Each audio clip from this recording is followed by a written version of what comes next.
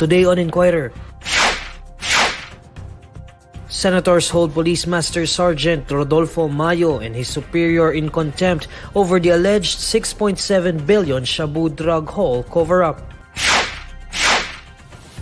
House Ethics Panel sets hearing on Congressman Arnie Teves' continuous absence. DSWD to launch food stamp program in July. And Denver Nuggets sweep the Los Angeles Lakers to reach NBA Finals.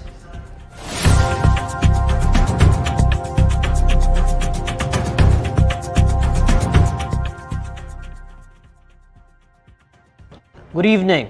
Senators held in contempt National Capital Region Drug Enforcement Officer in Charge, Lieutenant Colonel Arnulfo Ibanez, and his subordinate, Master Sergeant Rodolfo Mayo Jr., who were allegedly involved in the 6.7 billion peso shabu drug haul cover-up in October last year. During the Senate Committee hearing on Public Order in Dangerous Drugs with Committees on Trade, Commerce, and Entrepreneurship on the case, Senator Raffy Tulfo suggested to Senator Bato de la Rosa to cite Ibanez for contempt for testifying that he was not aware of subordinates' activities. Earlier, Ibanez claimed he was innocent and had no knowledge of Mayo's movements, which Tulfo doubted. Dalawa lang, mamili ka. Ikaw ay bobo o ikaw ay tiwali. Bobo dahil minimum bobo ka at hindi ka karapat-dapat sa PNP, dapat masiba ka na sapagkat at makulong pa sapagkat hindi mo alam ang pinanggagawa ng bata mo na inirekomenda mo sa PDEC, bobo. Or tiwali, alam mo na itong bata mo ay gumagawa ng kalokohan at kinukonsinti mo. Mamili ka lang, dalawa lang. Bobo o tiwali ka? Wala akong mapili, Your Honor, kundi bobo na lang. So kung wala mapili, tanga. Hindi nga, sir. Honestly, I'm serious. Lahat ng kernel para sa akin matatalino. Hindi nyo maabot yung ganong rango, kernel, kung kayo ay bobo. So, this time, baka nagbububuhan lang kayo para makalusot kayo sa pagiging tiwali. So sabi mo, hindi ka bobo, hindi ka tiwali, tanga ka kasi hindi mo kayang sagutin po, sir, yung napaka-simple question. I think, Your Honor, wala tayong mapipiga na rito.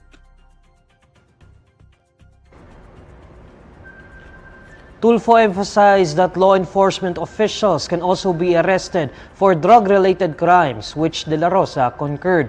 De La Rosa then ordered to cite Ibanez for contempt. Earlier, Tulfo also questioned Ibanez's subordinate, Mayo, on how he had reportedly accumulated billions worth of shabu, but Mayo refused to answer. This led to Mayo being held in contempt by the Senate. Sergeant Police Lieutenant Colonel Arnulfo Ibanez is hereby cited in contempt before this committee. So ordered. Sergeant at Arms, mamaya na niyo kukunin pagkatapos ng investigasyon. Dito lang muna. He stays here, then afterwards, kulong niyo sa baba.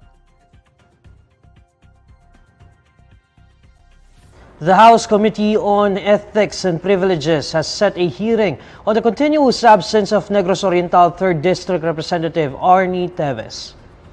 This comes as the 60-day suspension initially imposed against Teves has lapsed.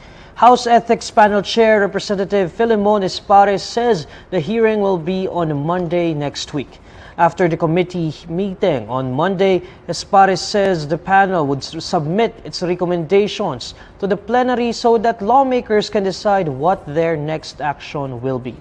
This committee, again, able to acquire a jurisdiction via motu proprio to further investigate continuing absences of our members after the lapse of 60-day suspension, which was ended last yesterday.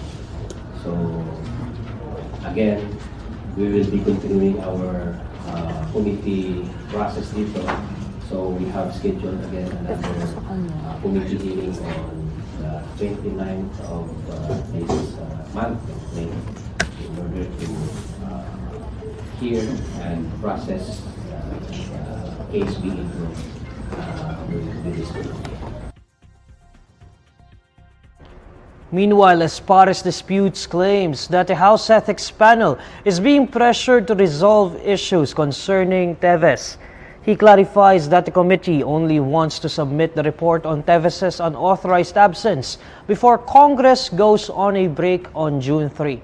Espares also maintains that while they would like to hear the side of Teves, he would still not be allowed to join the proceedings through video conferencing because he has been deemed absent.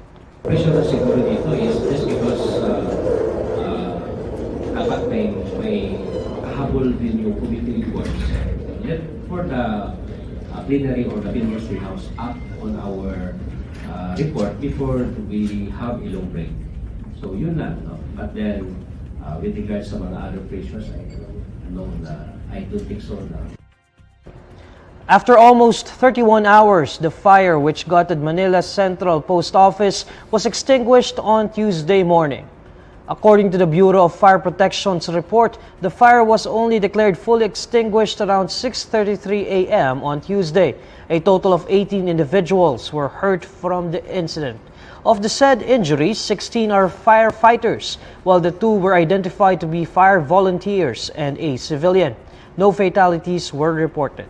The fire was confirmed and raised to the first alarm at 11:41 p.m. on Sunday before reaching the highest alarm classification at 5:54 a.m. on Monday. A few hours later, the blaze was put under control at 7:22 a.m. on Monday. Meanwhile, the conflagration may have damaged around 300 million pesos worth of assets. In 2018, the Manila Central Post Office building was declared an important cultural property by the National Museum. The Department of Social Welfare and Development is set to begin the implementation of the food stamp program in July this year. DSWD Secretary Rex Gatchalian says the Walang Gutom 2027 food stamp program is targeting to help 1 million poor households in the country. The pilot run of the program will be in July. DSWD has identified 5 places that will serve as pilot areas for implementation, with a total of 3,000 families initially covered.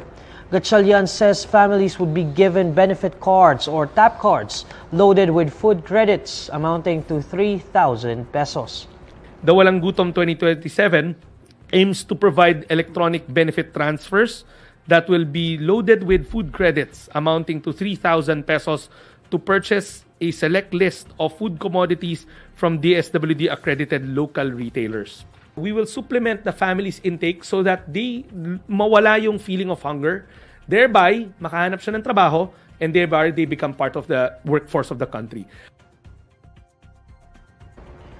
According to Gatchalian, the tap cards would not be loaded with money, only food credits.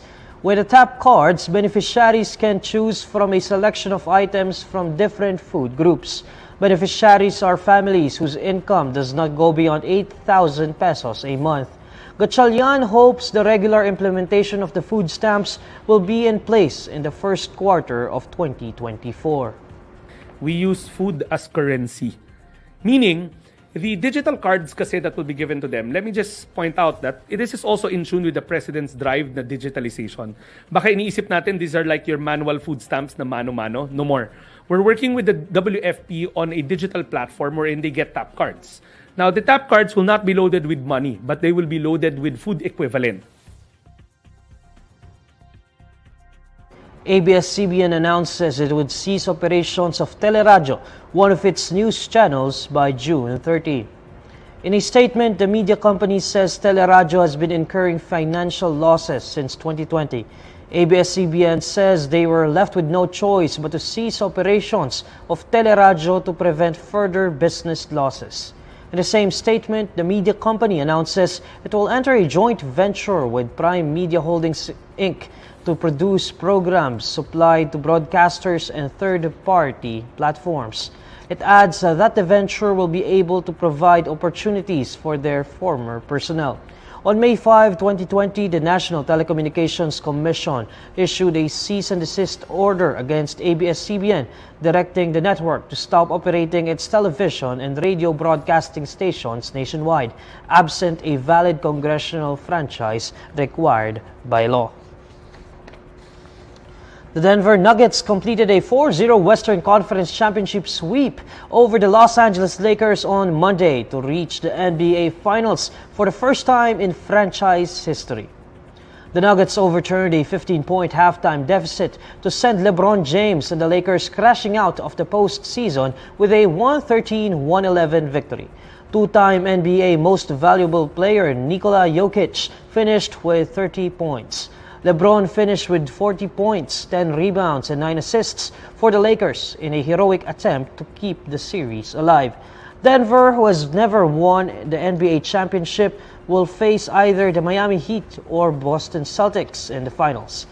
Miami, leading Boston 3-0, can clinch their place in the finals with a victory at home on Tuesday. Alamin naman natin ang mainit na balita sa mundo ng showbiz kasama si Irvin Santiago ng Bandera. Irvin? Hi Neil at sa lahat ng mga kabandera natin all over the universe. Ito na nga ang latest Bandera Chika.